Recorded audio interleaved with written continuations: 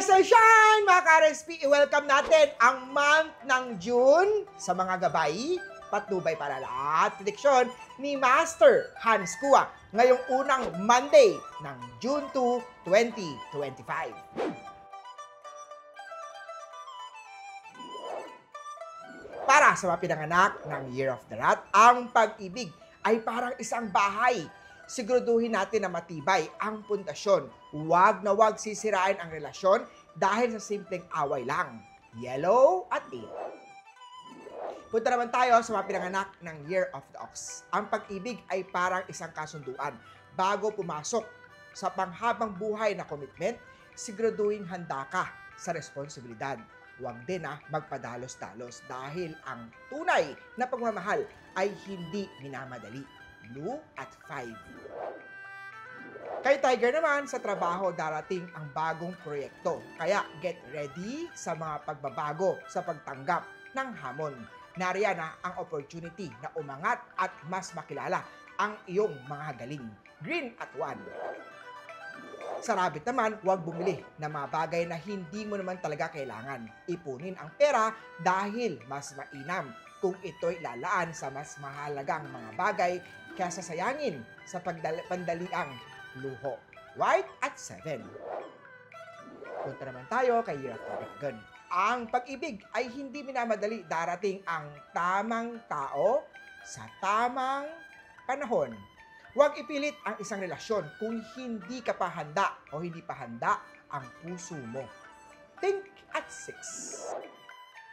Sa snake naman tayo, ang pagiging maagap ay susi sa tagumpay.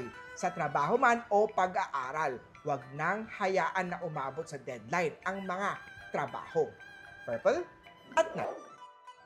Sa mga pinanganak ng Year of the Horse, ang maliit na investment ngayon, basta pinag-isipan ay maaaring maging malaking tagumpay sa hinaharap. Huwag babaliwalain ang mga simpleng oportunidad. Diyan kadalasan nagsisimula ang swerte. Orange at 4.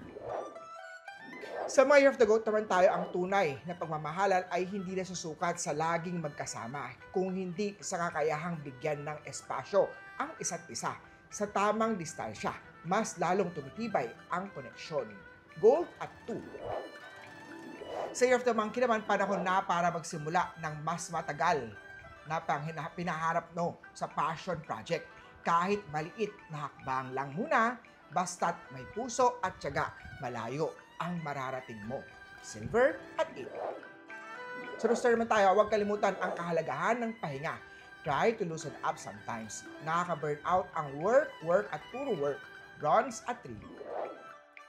Sa Year of the Dog naman, magtipid dahil maraming gastusin na paparating. Maglaan ng oras para magplano sa iyong mga expenses at matutong mag-ipon sa hinaharap. Coral at 5.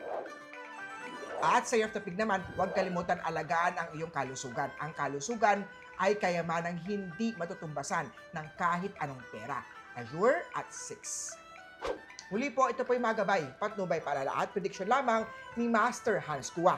Nasa iyong mga kamay nakasalalay ang tagumpay. Kaya always be positive at i-claim ang mga swerte, mga ka-RSP.